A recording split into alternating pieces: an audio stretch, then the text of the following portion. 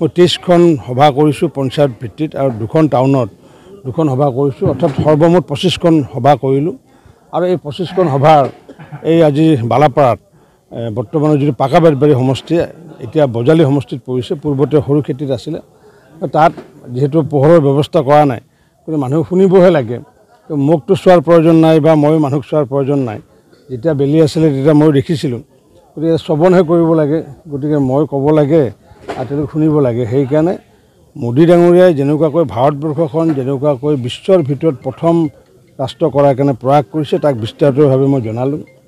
আৰু মুখ্যমন্ত্ৰী ডক্টৰ হিমন্ত বিশ্ব শৰ্মা ডাঙৰীয়াই যেনেকুৱাকৈ অসমখন যি হাৰত প্ৰচেষ্টা চলাইছে, যেনেকুৱাকৈ যোৱাকালি মেট্ৰিকৰ ৰিজাল্ট দিলে, আৰু মেট্ৰিকৰ ৰিজাল্ট দিয়াৰ পিছত বহু ক্ষেত্ৰত দেখা পোৱা যায় দুখীয়া বহু মানুহে এই ল'ৰাটোক যদি ল'ৰা আৰু ছোৱালী দুজনে যদি পাছ কৰে, তেতিয়া কি হয়, ল'ৰাটোক এডমিশ্যন দিয়ে, কিন্তু ছোৱালীজনীক এডমিশ্যন দিবলৈ অলপ অনীহা কৰে। কিন্তু এনেকুৱাকৈ যিহেতু আমি যিমান ছোৱালীয়ে পাছ কৰে, মেট্ৰিকত পাছ কৰে, তাৰে ভিতৰত মেট্ৰিকত পাছ কৰাৰ ভিতৰত এডমিশ্যন যিমানে ল'ব লাগে তাতকৈ কিন্তু কমকৈ লয়।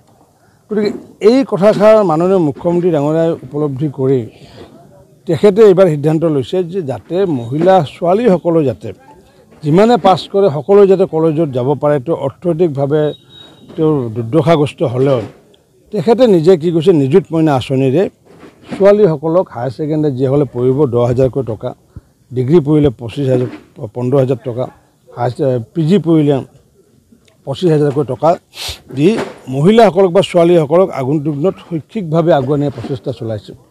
ঠিক তেনেকুৱাকৈ শৈক্ষিকৰ লগত অৰ্থনৈতিকভাৱেও আগুৱাই নিয়াৰ কাৰণে আমাৰ পূৰ্বতে 8 লাখ আমাৰ লাখপতি বাইদেউ আছিলে, তেখেতে কৈছে কি যিহেতু আমাৰ আত্মসহায়ক গোটৰ যিহেতু 39 লাখ যিহেতু সদস্য আছে, তেওঁৰ মনৰ ইচ্ছা হৈছে যে অসমখন যদি সৰ্বশ্ৰেষ্ঠ ৰাজ্য এখন হ'বলগীয়া হয়, এই 39 লাখ মহিলাকো আমি লাখপতি বাইদেউ কৰিব লাগিব। যাৰ কাৰণে লাখপতি বাইদেউ কৰাৰ কাৰণে ইতিমধ্যে প্ৰক্ৰিয়া আৰম্ভ হৈছে। আৰু এই যি নিৰন্তৰভাৱে মুখ্যমন্ত্ৰী ডাঙৰীয়াই যি প্ৰচেষ্টা হাতত লৈ আহিছে, মই আজি ডাঠি ক'ব পাৰোঁ এই প্ৰক্ৰিয়া যদি 6-7 বছৰ চলি থাকে, অসমখনৰ GDP ভাৰতবৰ্ষৰ ভিতৰত 1 নম্বৰত যাব। আৰু অকল 1 নম্বৰত যোৱা নহয়, ভাৰতবৰ্ষৰ ভিতৰত অসমখন প্ৰথম শ্ৰেণীৰ ৰাজ্য হিচাপে পৰিগণিত হ'ব। আৰু তাৰে ইতিমধ্যে লেণ্ডিং আৰম্ভ হৈছে। কাৰণ কিয়, যে যিহেতু ছেমি কণ্ডাক্টৰৰ বিষয়টো লৈ পেলাই যিহেতু গুজৰাট আৰু হৈছে আমাৰ অসমৰ জাগিৰোডত, ছেমি কণ্ডাক্টৰৰ বিষয়টো ইমান কোটি টকা তাত জড়িত থাকিব যে বিভিন্ন ধৰণৰ লজিষ্টিক ইণ্ডাষ্ট্ৰী, ছাপৰ্ট ইণ্ডাষ্ট্ৰী যিহেতু হ'ব, এই এনেকুৱাকৈ বহুত মাইক্ৰ' আৰু মেক্ৰ' যি ডিচিশ্যন লৈছে মুখ্যমন্ত্ৰী ডাঙৰীয়াই, নিশ্চিত ৰূপত অসমখন আগন্তুক দিনত স্থান পাব। তাকে ৰাজ্যখনৰ বিস্তাৰিতভাৱে বহলাই ক'লে। এটা সময় আছিল যে বিজেপি বুলি ক'লে ধৰ্মীয় সংখ্যালঘুবিলাকৰ এটা ভয় বা তেনেধৰণৰ এটা দূৰত্ব আছিলে। আজি কিন্তু যি স্থানতে মুখ্যমন্ত্ৰী গৈছে, সংখ্যালঘু এৰিয়াবিলাক ৰাইজৰ ব্যাপক সঁহাৰি দেখা গৈছে। সেই ধৰণে আপোনালোকে ভোট পাবনে, কেনেধৰণে? চাওক, একচুৱেলি মানে মই দেখিছোঁ, মই ধুবুৰী অঞ্চলত জলেশ্বৰতে হওক বা মানকাছাৰে হওক বা বিভিন্ন ঠাইত বা বৰপেটাৰ লোকসভাত বা কোকৰাঝাৰ লোকসভাত মাইনৰিটি মহিলাসকলৰ যিটো উৎসাহ, কাৰণ তেওঁলোকে নিজে উপলব্ধি হৈছে। কাৰণ কিয়, আজি আমি 42 লাখক আমি ৰেচন কাৰ্ড দিলোঁ। 42 লাখক ৰেচন কাৰ্ড দিয়াৰ পিছত ধুবুৰী অঞ্চলৰ 4,73,000 ৰেচন কাৰ্ড পাইছে। That means almost 5 lakh. ঠিক তেনেকৈ প্ৰধানমন্ত্ৰী আৱাস যোজনা দিওঁতে আমি 2,98,000 ধুবুৰী অঞ্চলত পাইছে। বৰপেটা অঞ্চলত 2 লাখ পাইছে। তাৰমানে তেওঁলোকে সৰ্বশ্ৰেষ্ঠভাৱে ধৰ্মীয় সংখ্যালঘু মানুহসকলে তেওঁলোকে উপকৃত হৈছে। আৰু মানুহে মোদী ডাঙৰীয়াই যিহেতু কৈ থাকে যে সবকা সাথ সবকা বিকাশ, গতিকে মোদী ডাঙৰীয়াৰ যিটো সৰ্বস্পৰ্শী সৰ্বব্যাপী আঁচনি, হিমন্ত বিশ্ব শৰ্মা ডাঙৰীয়াৰ যিটো সৰ্বস্পৰ্শী সৰ্বব্যাপী আঁচনিৰ বাবে আজি স্বতঃস্ফূৰ্তভাৱে ওলাই আহিছে। এতিয়া এই অঞ্চলৰ কথা বেলেগ বালাপাৰা, কিন্তু আজি ধুবুৰীত যদি যায়, আপুনি গোৱালপাৰাত যদি যায়, আপুনি মঞ্চত পুৰুষৰ সংখ্যা কম পাব, মহিলা লিডাৰৰ সংখ্যা বেছি পাব। এই যিটো পৰিৱেশ আহিছে, এই পৰিৱেশটো অহাৰ কাৰণে অকল ধৰ্মীয় সংখ্যালঘু মানুহৰ কাৰণে নহয়, অসমখনৰ কাৰণে ভাল বুলি মই ভাবোঁ। আৰু নিশ্চিত ৰূপত এনেকুৱাকৈ আমি অসমখন 1 নম্বৰ ৰাজ্য কৰিব পাৰিম। সংখ্যালঘু মানুহৰ এইবাৰ মহিলাবিলাকে পুৰুষবিলাকৰ কথা নুশুনিব নেকি? মইতো ভাবোঁ নুশুনিব। কাৰণ কি, পূৰ্বতে যেনেকুৱাকৈ আমাক বিশেষকৈ মোদী ডাঙৰীয়াক বা আমাৰ বিজেপি চৰকাৰ বা বিজেপি মন্ত্ৰী MLA সকলক বা মুখ্যমন্ত্ৰীকে মহিলাই বেছি ভোট দিয়ে। ময়ো যেতিয়া মানে সৰভোগৰ প্ৰথম MLA হৈছিলোঁ, মোক মহিলাই জিকোৱাত মানে প্ৰথম ভাগ লৈছিলে। গতিকে আগতে যেনেকুৱাকৈ হিন্দু মহিলাসকলে যেনেকুৱা সিদ্ধান্ত লৈছিলে, এইবাৰ সেই সিদ্ধান্তটো ল'ব মানে মুছলিম মহিলাসকলে ল'ব। গতিকে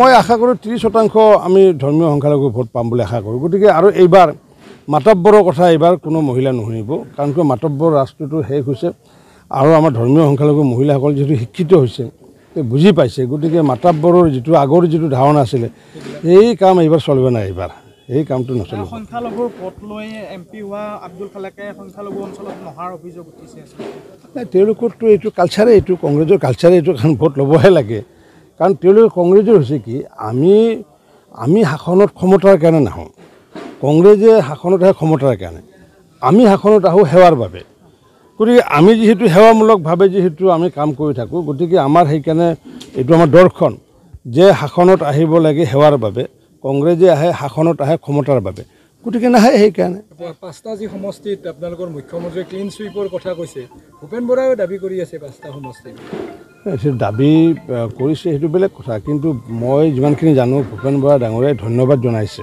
যোৰহাটবাসী ৰাইজক মইতো কৃতজ্ঞতা জনাইছোঁ মইতো আজি ধন্যবাদৰ লগতে কৃতজ্ঞতা জ্ঞাপন কৰিছোঁ যে স্বতঃস্ফূৰ্তভাৱে সেইসকল মানুহে আহি যে গণতন্ত্ৰ উৎসৱ পালন কৰা অকল নহয় ভাৰতীয় জনতা পাৰ্টীৰ বা মিত্ৰদলৰ সপক্ষে যি ভোট প্ৰদান কৰিলে তাৰ কাৰণে ধন্যবাদৰ লগতে মই কৃতজ্ঞতা জ্ঞাপন কৰিছোঁ যোৰহাটবাসী ৰাইজকো গতিকে ল যিহেতু সকলোৰে বাবে সমান তাতে যিকোনো ব্যক্তিয়ে নহওক কিয় law will take its own course election commission will take its own course তেওঁলোকে নিজৰ নিজৰ দায়িত্ব চবেই পালন কৰিব নিৰ্বাচনী আয়োগৰ নীতি নিয়ম ভংগ কৰিছে সেইকাৰণে মই কৈছোঁ যে election commission will take action against him কাৰণ কিয় এইটো আচলতে কৰিব নাপায় আৰু যিহেতু এইটো সৰ্বোচ্চ ক্ষমতা আছে ইলেকশ্যন কমিশ্যনৰ ওপৰত তেওঁলোকে যিকোনো সিদ্ধান্ত যিটো সিদ্ধান্ত লয় অসমৰ ৰাইজে ভাৰতৰ ৰাইজে বজালী ৰাইজে মানি ল'ব